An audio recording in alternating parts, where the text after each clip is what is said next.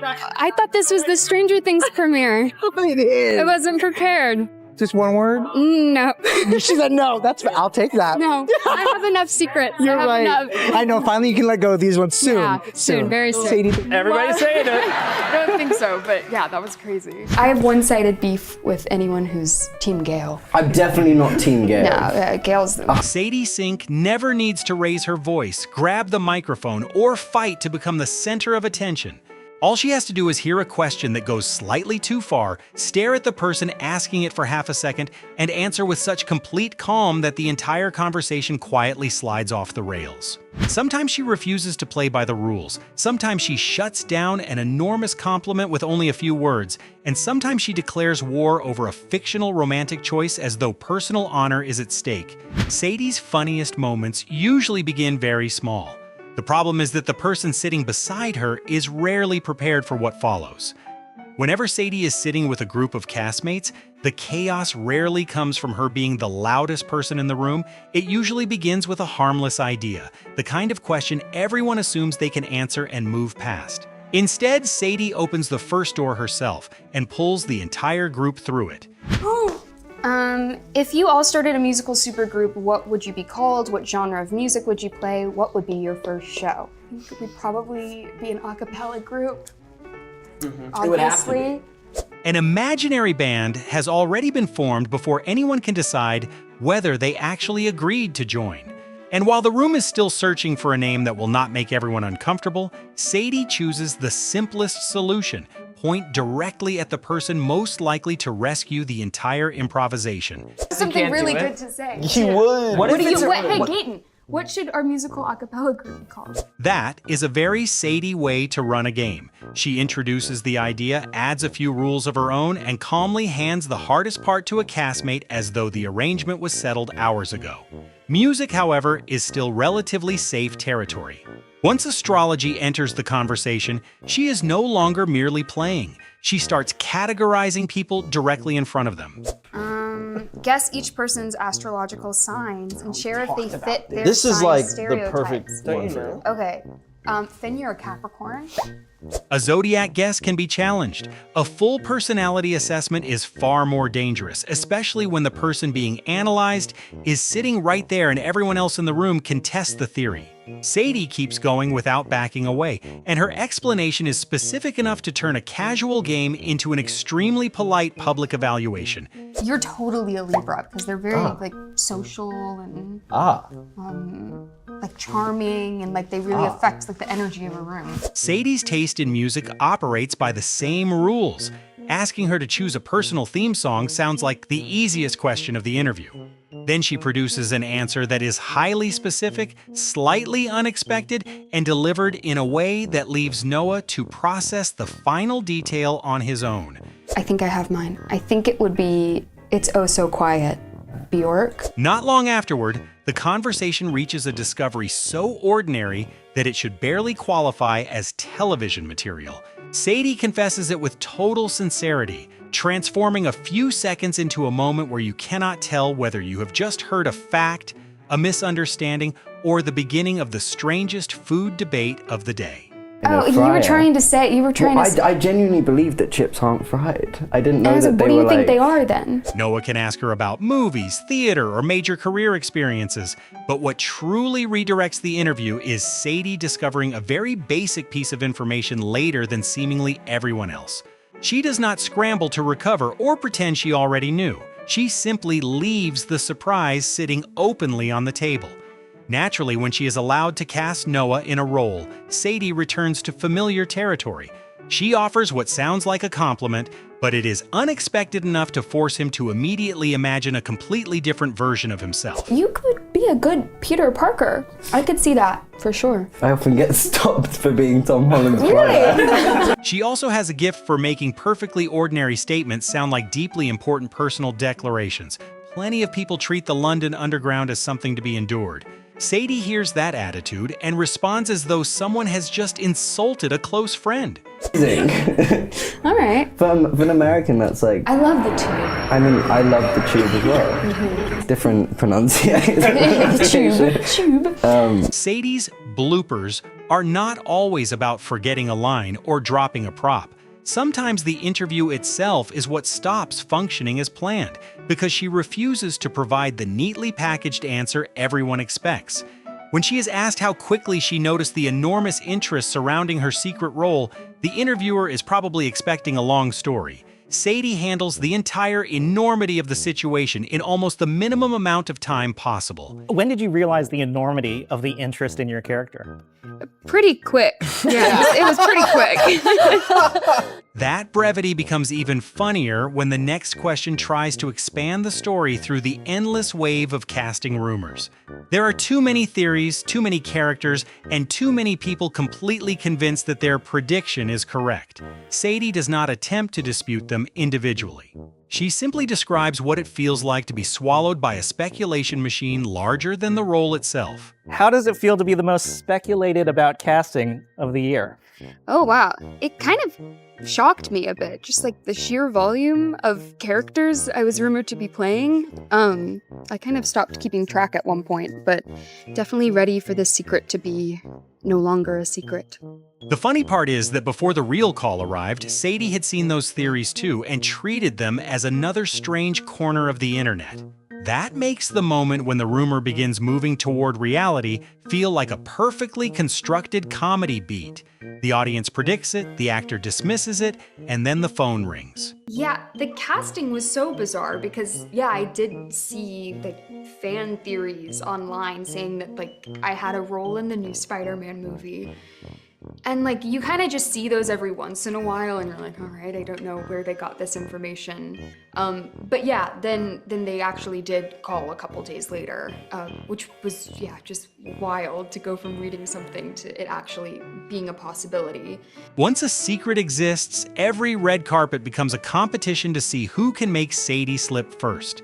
Some interviewers approach indirectly, others use a rating scale. A few simply ask how desperate she is to finally escape the burden. This time, Sadie does not need to think or choose a diplomatic response. On a scale of 1 to 10, how ready are you for the secret to be finally out tonight and for people to see the movie? 10. It could only be 10. It is one of the few secrecy questions she can answer at full volume. The others are much more dangerous because even comparing two productions can bring her too close to forbidden territory. She tries to explain the difference, but every additional detail only makes the level of security sound more absurd. It's, at this point, it is even more intense. Last season was hard with like the coma of it all. I couldn't really say much about Max's fate. So that was kind of hard to keep a secret. And the pressure does not come only from reporters. Former castmates want answers. Friends and relatives want answers. Sadie has to decide who is trustworthy enough to receive even a small piece of the truth. Eventually, she admits that the security wall may have developed a few tiny cracks. Yes. Yeah. And a few, like, I mean, I had to let a few of them know. I think I found out while I was filming season 5. So yeah, I let it slip to a couple of them. Seth Meyers then spots an opportunity too good to ignore.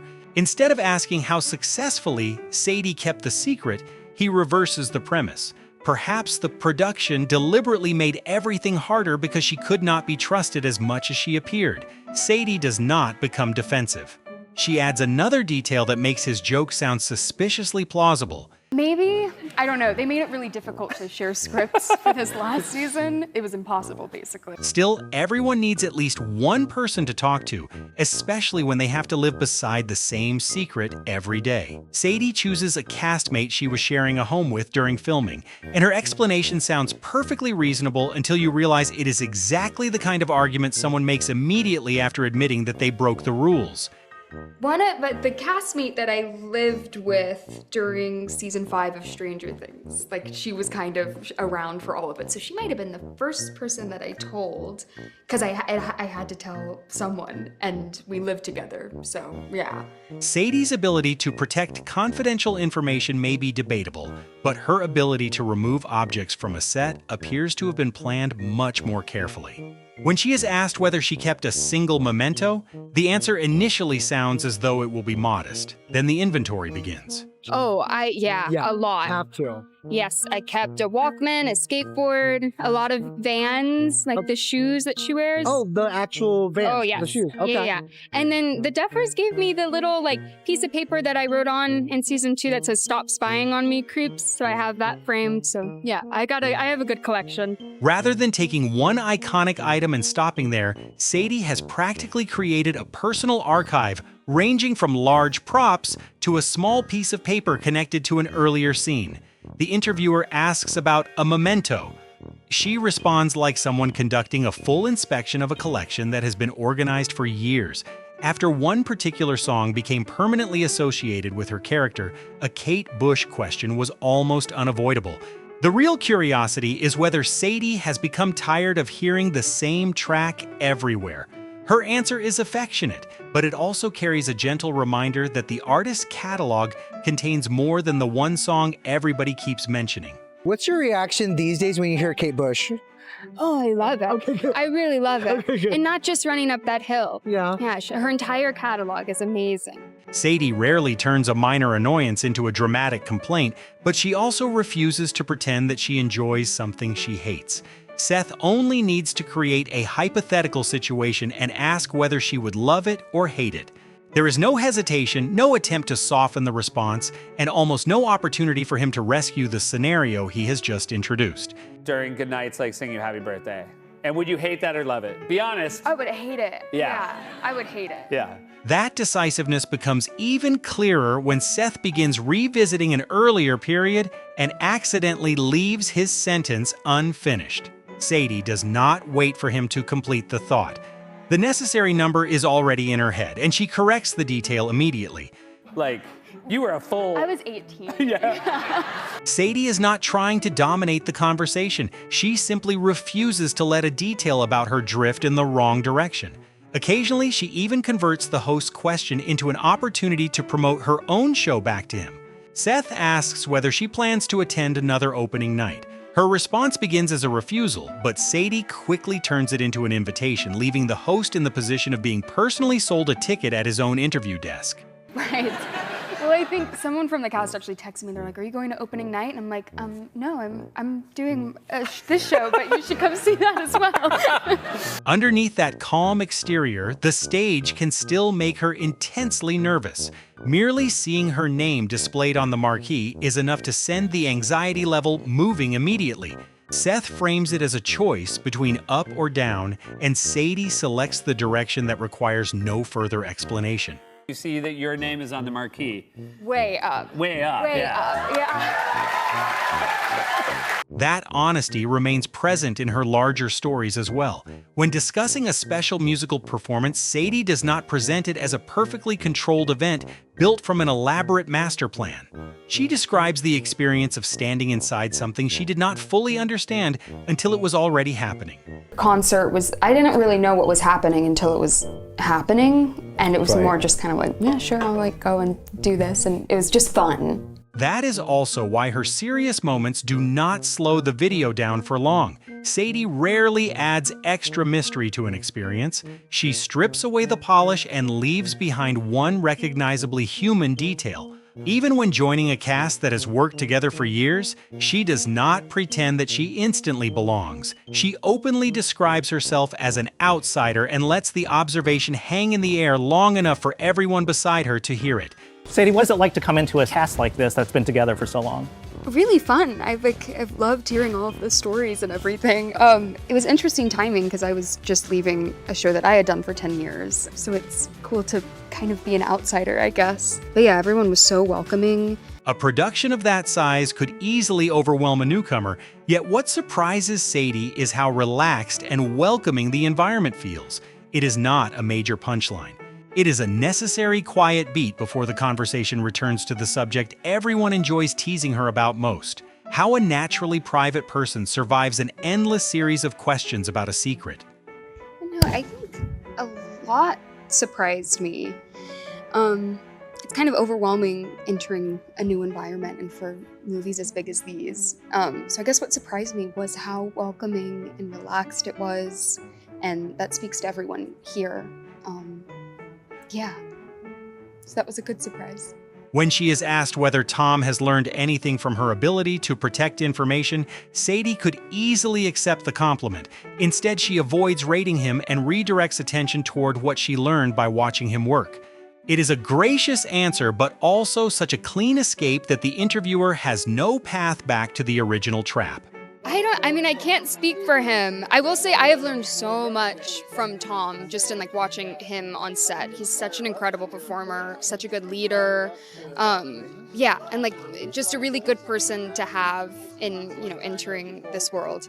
After all the indirect questions, direct questions, compliments, and carefully placed traps, Sadie's method turns out not to involve any sophisticated media strategy. The interviewer only wants to know how she deals with friends asking for information.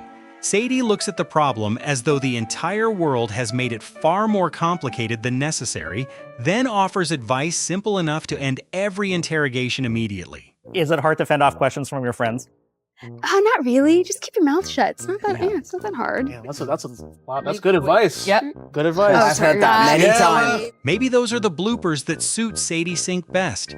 Nobody needs to forget a line and no prop needs to collapse. All it takes is one supposedly safe question suddenly losing control. She can turn an astrology game into a public personality review, reduce an enormous compliment to a 2-second reality check, and transform an entire campaign to uncover her secrets into a reminder that sometimes the solution is simply not to speak. Her castmates and interviewers struggle to keep pace, not because Sadie is trying desperately to be funny, but because her answers arrive too honestly and too quickly. Which moment made you laugh the most? Tell us in the comments, hit like and subscribe for more times the rest of the cast had absolutely no idea how to respond.